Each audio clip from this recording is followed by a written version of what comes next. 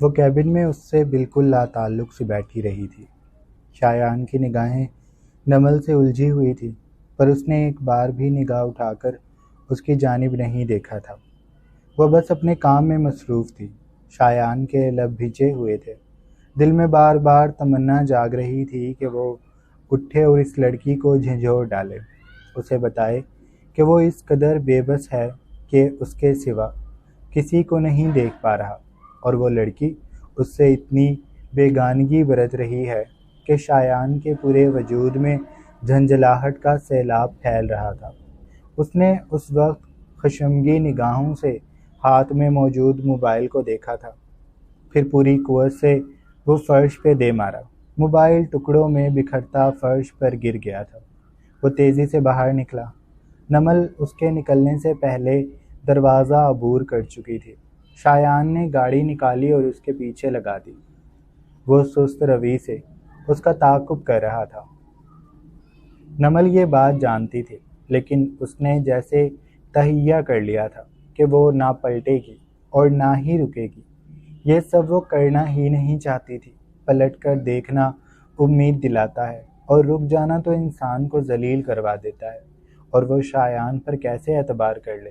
ایک دم سے زندگی میں آیا، اسے ذلیل کیا، اسے تکلیفیں دی، پھر اب وہ اس پر ہمدردیوں کی بارشیں کر رہا ہے۔ اسے رہنے کے لیے عالیشان کمرہ دیا، نوکری پر لے کر خود جانا چاہتا ہے۔ مہنگے ملبوسات اور ہر وہ چیز جو وہ دے سکتا تھا وہ نمل کو دے رہا تھا۔ وہ نمل کو سمجھتا کیا ہے کہ وہ پیسہ دیکھ کر پھسل جائے گی؟ ضرور وہ سرمد والے واقعے میں ابھی تک الجھا ہوا ہے۔ اس نے یہی سوچا ہوگا کہ اس لڑکی کو ایک بار پھر آزمایا جائے، مگر وہ اس پر ہنسے۔ روڈ پر چلتے اس نے تصور میں ایک لمحے کو مان لیا تھا کہ وہ شایان کی عنایتوں پر دھیمی پڑ گئی ہے۔ وہ اسے گاڑیوں میں گھما رہا ہے، کپڑے لے کر دے رہا ہے، اس کی ہر خواہش پوری کر رہا ہے، اور ان سب سے ہٹ کر اس نے شایان کی آنکھوں میں اپنے لیے محبت بھی تلاش کر لی۔ ان شہد رنگ آنکھوں میں سورج کی چمک جیسی محبت تھی، اور حدت وسیع تھی، جیسے جاڑے کے موسم میں بھلی دھوپ جسم پر پڑتے ہی سانسوں کو بھر دیتی ہے، اور سکون ہر پور میں سرایت کر کے ان کو زیر کر لیتا ہے۔ وہ نیند میں چلا جاتا ہے، پھر اس کی وہ بھلی نیند کوئی شانے سے جھنجھوڑ کر توڑ ڈالتا ہے۔ اسے بتایا جاتا ہے کہ وہ خوابوں میں بہت دور نکل گیا، اور یہ بات اسے شایان خود بتائے۔ وہ اس پر ہنسے گا، ہاتھ اٹھا اٹھا کر کہے گا، میں تم سے محبت کروں گا۔ وہ حیرانی سے کہے گا، جیسی یہ ناممکن بات ہو، تمہاری دوست بھی ایسی تھی، تم بھی ایسی ہو، میرا اندازہ غلط نہیں تھا، دیکھا تم ایک بار پھر میرے جال میں پھنس گئی۔ بڑی صفائیاں دے رہی تھی اپنے کردار کی، اب بتاؤ۔ وہ سینے پر ہاتھ باندھ کر پوچھے گا۔ زیبا بھی وہیں کہیں سے نکل کر کہکا لگائے گی، میں نے تمہیں کہا تھا شایان کہ یہ لڑکیاں ایسی ہی ہیں۔ وہ بھی شایان کے ساتھ شامل ہوگی۔ نمل زمین میں گڑ جائے گی، اس کی وجہ سے ردھم کو بھی گالی پڑے گی۔ اس کی ایک بے وقوفی اس کا سارا اعتماد چھین لے گی۔ وہ اپنے خیالوں میں ہاتھ تھامے صفاقی بھری رات میں آگے بڑھ رہی تھی۔ فٹ پاتھ پر چلتے وہ یہ بھول گئی تھی کہ اس کے سامنے پتھر پڑا ہے۔ اسے ٹھوکر لگی تو وہ ڈگمگا گئی۔ شایان کی گاڑی رکی تھی۔ وہ تیزی سے باہر نکلا تھا۔ نمل جبکہ سنبھل چکی تھی، لیکن شایان اس کے پاس آ گیا تھا۔ آپ ٹھیک ہیں؟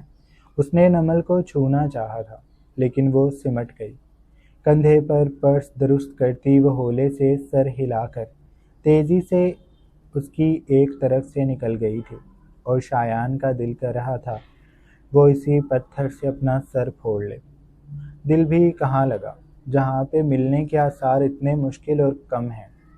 مطلب دل دکھانے کے حساب دنیا میں ہی ہوتے ہیں۔ اس نے نمل کو کیا کچھ کہا تھا، تو اب نمل کیسے اس کی بات پر یقین کر سکتی تھی؟ اس نے اپنے ہر انداز سے محبت ظاہر کرتی تھی، اور نمل سب جانتی تھی، تبھی اتنی بدل کر بول رہی تھی۔ اب اس کے لہجے میں وہ پہلے جیسا چنچل پن نہیں تھا۔ صبح سے شام مختلف ہوتی ہے، اور رات تو سب کچھ نگل جاتی ہے، اور اس رات نے شایان کو نگلنے کی بھرپور تیاری کر لی تھی۔ کیبن کا ماحول گھٹن زدہ تھا۔ رات کے کھانے کے وقت نمل نے نمکو سے گزارا کیا تھا، اور شایان کی تو بھوک ہی مر گئی تھی۔ وہ اس لڑکی کو خود کے ساتھ اتنے ستم کرتے نہیں دیکھ پا رہا تھا، جبکہ یہ سب لوور مڈل کلاس گھروں میں کوئی بڑی بات نہیں سمجھی جاتی۔ کام کی جگہوں پر جب ہم جیسے روٹی افورڈ نہ کریں تو سہارا نمکو پاپڑ ہی ہوتا ہے، اور ہم اس بات سے مطمئن رہتے ہیں کہ گزارا تو ہو گیا تھا۔ لیکن شایان کو لگ رہا تھا وہ یہ سب جان بوجھ کر کہہ رہی ہے تاکہ شایان کی مدد نہ لینی پڑے۔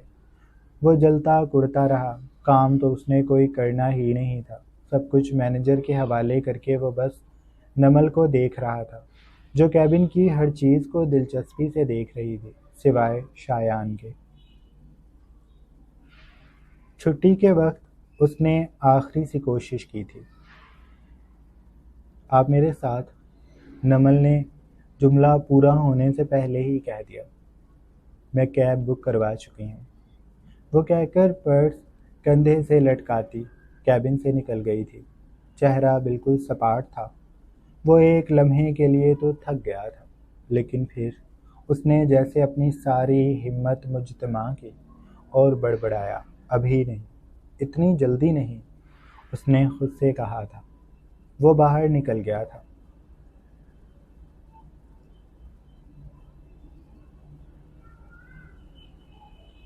کل رات والی کیب بکنگ اس کی آخری عیاشی تھی۔ اس نے صبح اٹھتے ہی ناشتے کے نام پر ملازمہ سے پوچھ کر ایک انڈا لیا اور پراٹھا خود بنا کر وہ وہیں ایک کونے میں کرسی پر بیٹھ کر پلیٹ کو گود میں رکھ کر ناشتہ کرنے لگی۔ ملازمہ نے اسے مؤدب انداز میں کہا، میم صاحبہ آپ میز پر آ جائیں، میں ناشتہ لگا دوں گی، صاحب غصہ کریں گے۔ وہ ملازموں کو بھی اس کی اہمیت بتا چکا تھا، یا پھر انہوں نے کل والے واقعے سے سب جان لیا تھا۔ نمل اندازہ نہ کر سکی، لیکن اس نے نرمی سے جواب دیا، میرا نام نمل ہے، اور میں بھی آپ لوگوں جیسی ہی یہاں پر ملازمہ ہوں، تو مجھے اتنی عزت نہ دیں، میں یہیں ٹھیک ہوں۔ اس نے چائے کا کپ کچن کاؤنٹر پر رکھا ہوا تھا، پراٹھا انڈے کے ساتھ ٹکڑا رکھ کر وہ کھاتی اور گھونٹ چائے کا بھر لیتی۔ ناشتے سے فارغ ہو کر اس نے وقت دیکھا، دکانیں کھل چکی ہوں گی، اسے اپنی اسکوٹی ٹھیک کروانی تھی۔ جتنے لگیں گے لگ جائیں گے، لیکن ہر روز کا کرایہ تو بچے گا، وہ سوچ کر برتن دھوتی کچن سے نکل گئی تھی۔ اس کے قدم پتھرا گئے جب اس نے زیبا اس کے سامنے راستے میں حائل تھی۔ جملے کی نزاکت سمجھنی ہے، یہ وہ کیسے حائل ہوئی، سمجھ رہے ہو نا؟ اس کا چہرہ دھلا ہوا تھا اور شانوں تک بال کان کے پیچھے تھے۔ سلک کی نائٹی میں ملبوس وہ نمل کو سامنے مسکرا رہی تھی۔ کہاں جا رہی ہو؟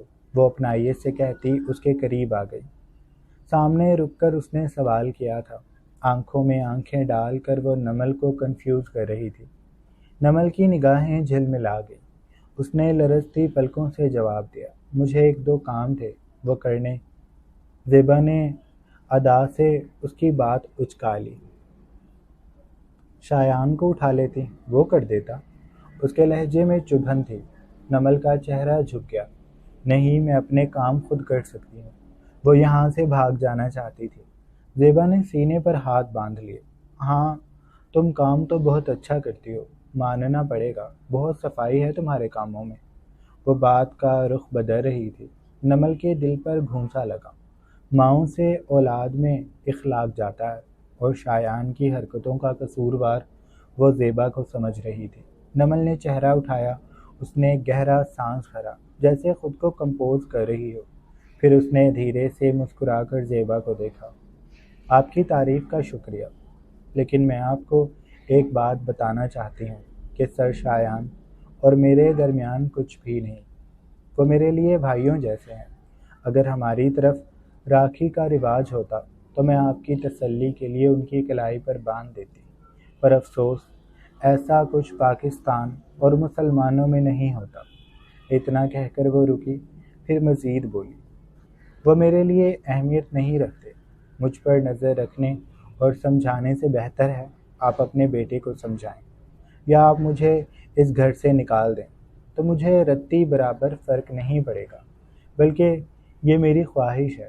آپ کے بیٹے کی سوچ بہت اونچی ہے اور میں اس اونچائی تک نہیں جا سکتی۔ میرا وعدہ ہے آپ، میں اور شایان سر سے کبھی مراسم نہیں بڑھاؤں گے۔ میں اگر کہیں جاؤں گی بھی کسی ایسے کے پاس جاؤں گی جو میرے طبقے کا ہوگا۔ آپ لوگوں تک مجھے نہیں آنا۔ اس کی مسکان مزید گہری ہوئی، زیبا کی آنکھوں کی تپش بڑھی تھی۔ نمل نے بڑے تحمل سے اسے اس کی اور اس کے بیٹے کی اہمیت اور اس گھر کی اہمیت سب بتا دی تھی کہ اس کی نظر میں کیا ہے۔ وہ کہہ کر زیبا کے پاس سے خدا حافظ کہہ کر نکل گئی تھی۔ زیبا مٹھیاں بھیج کر رہ گئی تھی۔ شایان اس کی نہیں سن رہا تھا، اور یہ لڑکی تو ایسے بول کر گئی تھی جیسے شایان ہی اس کے پیچھے لگا ہوا ہو، اور یہ حقیقت زیبا کا دل تسلیم کر رہا تھا۔ پھر وہ زبان سے بس سب کچھ نمل پر ڈالنا چاہتی تھی۔ گارڈ نے نمل کو اسکوٹی کو گھسیٹ کر دروازے تک لاتے دیکھ لیا تھا، اور اس نے بھی، جو اٹھ کر ابھی ٹیرس پر آیا تھا اور منہ کھول کر جمائی لیتا ساتھ انگڑائی بھی لے رہا تھا۔ یہ طوفان کہاں چل پڑا صبح صبح۔ اس کی جمائی اور انگڑائی درمیان میں ہی رہ گئی۔ وہ تیزی سے کمرے میں واپس چلا گیا تھا۔ نمل گارڈ کو بتا رہی تھی کہ وہ باہر جا رہی ہے، اسکوٹی ٹھیک کروانی ہے، اور گارڈ کہہ رہا تھا کہ وہ اس کے ساتھ چلتا ہے، یا پھر نمل رکے وہ کسی اور کو بھیج دے گا۔ وہی بات کہ صاحب غصہ کریں گے، اور صاحب بھی بنگلے سے نکل کر روش پر آ گئے تھے، صرف ٹراؤزر کے ساتھ۔ اس کی آہٹ پر نمل چونکی تھی۔ پلٹی تو یا اللہ، یہ ننگا ہی باہر آ گیا۔ اس نے جلدی سے سر پر تنی چادر کو کھینچ کر ایسے آگے کر لیا جیسے شایان اس کا جیٹھ ہو۔ شایان نمل کے پاس آ گیا تھا۔ اس کے قریب رکا تو وہ گیٹ سے چپک کر کھڑی ہو گئی۔ شایان نے نمل کو دیکھا، جس کی نگاہیں جھکی ہوئی تھیں۔ اسکوٹی کو وہ سٹینڈ پر لگا چکی تھی۔ شایان نے سوال کیا، آپ کہاں جا رہی ہیں اسے لے کر؟ نمل کو آج کل اس کے یہ سوال بہت برے لگ رہے تھے۔ میں کہیں بھی جاؤں، اور شایان کو یہ الٹے جواب دے رہی تھی۔ اس کو ٹھیک کروانا ہے، اس نے خود ہی اندازہ کر کے کہا، تو نمل نے بے دلی سے سر ہلایا، گو کہ شایان اب پچھتا رہا تھا کہ اسے یہ اسکوٹی لانی ہی نہیں چاہیے تھی، لیکن اب ہو ہی کیا سکتا تھا۔ اس لیے اس نے نرمی سے کہا، اس کو عبداللہ ٹھیک کروا دے گا۔ اس نے گارڈ کو کہا تھا۔ گارڈ نے بھی سر ہلایا، لیکن نمل نے منع کر دیا، میں اپنے کام خود کر سکتی ہوں۔ وہ ابھی تو زیبا کی باتیں سن کر آئی تھی، تو کیسے مان جاتی۔ شایان کو اس نے ایک بار پھر نگاہ اٹھا کر نہیں دیکھا تھا، وہ بس چہرہ جھکائے کھڑی تھی۔ اس بات کو شایان نے نوٹس کیا تو وہ اس کی طرف مکمل گھوما، بغیر شرٹ کا کسرتی جسم، کندھے پر مکڑی کے جال جیسا ٹیٹو، اور بدن دھوپ کی حدت اور سنہری روشنی سے سنہری سرخ مائل بھٹی میں جلتی مٹی جیسا لگ رہا تھا، اور نمل اس حدت کی تاب آنکھوں سے نہ لا پا رہی تھی، اس لیے اسے نہیں دیکھنا چاہتی تھی۔ شایان نے تعجب بھری نگاہوں سے نمل کو دیکھا۔ آپ نیچے کیوں دیکھ رہی ہیں؟ نمل نے تھوک نکلا، میری مرضی، اب نیچے دیکھنے میں بھی آپ کو مسئلہ ہے؟ گارڈ کا منہ کھل گیا، اتنی بدتمیزی، اور وہ بھی ان کے باس سے، اللہ اللہ۔ اس نے دل میں کانوں کو ہاتھ لگایا تھا، لیکن نمل کی بلا سے لگاتا رہے، اور شایان نے بھی اسے تبھی معاف کر دیا تھا۔ آپ اندر چلیں مس نمل، وہ کہہ رہا تھا، لیکن نمل بضد تھی، اس لیے شایان کو نہ چاہتے ہوئے بھی وہ کرنا پڑا جس سے معاملہ بگڑ سکتا تھا۔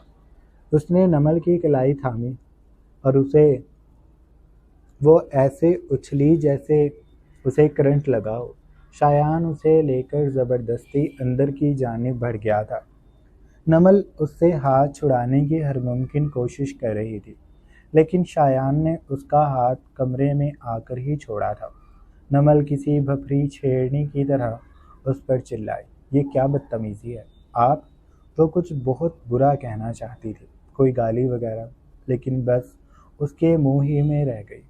شایان نے اسے تپے ہوئے انداز میں دیکھا۔ آپ کو میری بات ایک بار میں مان جانی چاہیے تھی۔ نمل کی نگاہیں اس کے چہرے سے بھٹک کر پھر اس کے خوبصورت جسم پر رینگ گئی تو گلا بے ساختہ سوکھا تھا، پیٹ میں بل بنتے، اوپر کی جانب طوفان برپا کرتے، سینے میں ہلچل کر رہے تھے۔ اس کی ہتھیلیاں پسینے سے بھیگ چکی تھیں۔ میں آپ کی غلام نہیں ہوں، اس نے بامشکل جیسے پہلے غصہ کر رہی تھی کہنے کی کوشش کی، لیکن ناکام رہی۔ شایان نے اس کے سوال کو نظر انداز کیا اور گویا ہوا، آپ نے ناشتہ کر لیا؟ نمل نے اسے تعجب سے دیکھا، وہ کیا کہہ رہی تھی اور یہ کیا کہہ رہا ہے؟ اس نے بس سر ہلا دیا تو شایان نے دروازے کو پکڑا اور اسے کمرے میں بند کر دیا۔ نمل کا دماغ بھگ سے اڑ گیا تھا، اس کا تو اس نے سوچا ہی نہیں تھا۔ یہ کیا کر رہے ہیں آپ؟ وہ چلائی۔ شایان نے دروازہ لاک کیا۔ وہی جو بہتر ہے، بچے جب بات نہ مانیں تو انہیں کمروں میں بند کر دینا بہتر ہوتا ہے، اور بچے آپ جیسے ہوں تو بغیر نگرانی کے نکلنے ہی نہیں دینا چاہیے۔ میرا خیال ہے کہ آج آپ یونی سے چھٹی پر ہیں، اس لیے آپ تب تک یہاں رہیں جب تک سکوٹی ٹھیک نہیں ہو جاتی، باقی کی باتیں بعد میں۔ وہ کہہ کر چلا گیا تھا اور نمل دروازہ پیٹتی رہ گئی تھی۔ اس نے بے بسی سے دروازے کو لات ماری تو اس کے خود کے پاؤں پر ہی چوٹ لگی تھی۔ وہ لنگڑاتی ہوئی جا کر صوفے پر بیٹھ گئی۔ اللہ کی قسم، میں یہاں سے بھاگ جاؤں گی، اس نے دل میں سوچا تھا۔ شایان جو اپنے کمرے کی طرف سر جھٹکتا بڑھ رہا تھا، کسی خیال کے تحت رکا۔ اس نے قدم زیبا کے کمرے کی طرف کیے تھے۔ دروازہ بند تھا۔ دستک دینے پر وہ خمار آلود آواز سے گویا ہوئی، کون؟ شایان نے دھیرے سے ہینڈل گھما کر دروازہ کھول لیا۔ وہ اندر گیا تو زیبا نے اسے نیند سے بھری آنکھوں سے دیکھا۔ کمرے میں اے سی کی ٹھنڈک تھی اور کھڑکی سے بس پردہ ہٹا تھا، شیشہ بند تھا، اس لیے وہاں سے روشنی اندر آ رہی تھی۔ شایان ماں کے سامنے جا کر رکا۔ آپ کی نمل سے کوئی بات ہوئی ہے؟ وہ پچھلے دن سے نمل کے رویے سے پریشان تھا۔ اسے خود کی تو ایسی ابھی تک کوئی بات یاد نہیں آئی تھی جس پر نمل اتنی آپے سے بار ہو رہی تھی۔ شاید زیبا نے کچھ کہا ہو تو اس لیے وہ بس پوچھنے یہاں آ گیا تھا۔ زیبا کا سر چکرا گیا، اس لڑکی نے اس کے بیٹے کو بھڑکا کر بھی بھیج دیا۔ یا خدا! زیبا کا دم نکل گیا، اس کی آنکھوں سے نیند غائب ہو گئی تھی۔ نہیں تو، وہ لرزتی آواز سے بولی۔ اسے شایان کا پتہ تھا، وہ اگر کسی چیز کے پیچھے لگ جاتا تھا تو اسے خود سے دور نہیں جانے دیتا تھا۔ عجیب جنون آ جاتا تھا اس میں۔ ایک بار اس کے بچپن میں اسے ایک پالتو کتا چاہیے تھا۔ منصور نے دلانے سے منع کر دیا تھا کیونکہ انہیں کتے گھر میں پسند نہیں تھے، تو شایان نے گھر آ کر ہر وہ چیز توڑ دی تھی جو وہ توڑ سکا تھا، مگر گھر میں طوفان سا آ گیا تھا۔ ان کا امریکہ والا گھر اس کی گھرراہٹوں سے گونج رہا تھا اور ہر چیز وہ تہس نہس کر چکا تھا۔ منصور بری طرح گھبرا گیا تھا۔ وہ فوری جا کر اسے کتا دلا کر لایا تھا، اور اس کے بعد بھی وہ کتنے ہی دن باپ سے نہیں بولا تھا۔ ایسے چند ایک واقعے زیبا بھی بھگت چکی ہے، اسی لیے اب اس کی سیٹی گم ہو گئی تھی۔ اس نے گلے کو ایسے سہلایا جیسے اس کے گلے سے ابھی پھندا کس کر نکالا گیا ہو۔ ماتھے پر پسینہ نمودار ہو کر مدھم ہوا۔ شایان وہاں سوچتا ہوا چند پل کھڑا رہا، پھر بولا، اچھا۔ وہ کہہ کر جا رہا تھا کہ زیبا پیچھے سے بولی، کیوں؟ کوئی بات ہوئی ہے؟ اس نے ڈرتے ڈرتے سوال کیا تھا۔ شایان نے سر نہ میں ہلا دیا۔ نہیں، آپ آرام کریں، میں نے ایسے ہی آپ کو پریشان کر دیا، وہ کہہ کر چلا گیا تھا۔ زیبا کا ساکت دل اس کے جانے کے بعد حرکت میں آیا تھا۔ ابھی تو اس لڑکی نے کچھ بتایا نہیں تھا تو زیبا کا بیٹا اتنا کملایا ہوا پھر رہا تھا۔ اگر وہ زبان کھول دے گی تو شایان اسے الٹا لٹکا دے گا۔ وہ جانتی تھی شایان راغب نہیں ہے، راغب اس کا شوہر تھا۔ وہ باتیں سن بھی لیتا تھا، برداشت بھی کر جاتا تھا، لیکن شایان وہ بیٹا ہے جو گھر کو سر پر اٹھا سکتا ہے اور جنون میں کسی کو نہیں دیکھتا، خود کو بھی نہیں۔ اس کا خود کا بھی نقصان ہو رہا ہے اور وہ اس بات کو خاطر میں نہیں لاتا۔ زیبا نے دل پر ہاتھ رکھ کر اسے سہلایا تھا اور لیٹ کر چھت کو گھورنے لگی تھی۔ اس کی نیند چند پل بھر میں اڑ چکی تھی۔ ٹھیک 3 گھنٹے بعد دروازہ کھلا تھا۔ شایان سکوٹی کی چابی لے کر اندر آیا تھا۔ اب اس کے جسم پر شرٹ تھی اور چہرے پر اپنائیت بھری مسکان۔ آپ کی سکوٹی ٹھیک ہو گئی ہے، اس نے نمل سے کہا۔ نمل نے اسے کھا جانے والی نگاہوں سے دیکھا تھا۔ شایان کی مسکان گہری ہو گئی۔ مجھے مارنے کا ارادہ تو نہیں ہے نا آپ کا؟ نمل نے اس کے سوال کو نظر انداز کیا اور جھپٹے کے انداز میں چابی لے لی۔ چاہیں تو مجھے شکریہ کہہ سکتی ہیں آپ۔ وہ اسے دلچسپی سے دیکھ رہا تھا۔ نمل کا دماغ گھوم رہا تھا اور وہ چاہ رہا تھا کہ نمل اس کا شکریہ کہے۔ نمل اس کا منہ توڑ دینا چاہتی تھی، جس پر مسکان ہی مسکان تھی۔ لوگوں کا چین چھین کر کتنا خوش ہوتا تھا یہ لڑکا۔ وہ اس کی کسی بھی بات کا جواب دیے بنا کمرے سے اپنا پرس اور موبائل لے کر جانے لگی کہ شایان بولا، کسی خاص جگہ جا رہی ہیں ویسے؟ میں بھی فری ہوں میں۔ نمل نے اس کی بات پوری ہونے سے پہلے ہی اسے ایسے گھور کر دیکھا کہ شایان نے اپنا جملہ بدل لیا۔ نہیں آ سکوں گا، چاہے میں فری ہوں، لیکن میں سوچ رہا تھا کہ آرام کر لوں، نیند سی آ رہی ہے۔ آپ جائیں جہاں جا رہی ہیں، اللہ آپ کو اپنے امان میں رکھے، وہ کہہ کر وہاں سے پلٹ گیا اور نمل نہ چاہتے ہوئے بھی مسکرا دی۔ اس وقت شایان کا منہ دیکھنے والا تھا۔ نمل کو بڑا اچھا لگا اس کا یوں ڈر کر جملہ بدلنا اور پھر چلے جانا۔ نمل نے بھی سر کو جھٹکا تھا اور باہر کی جانب بڑھ گئی تھی۔ جاری ہے۔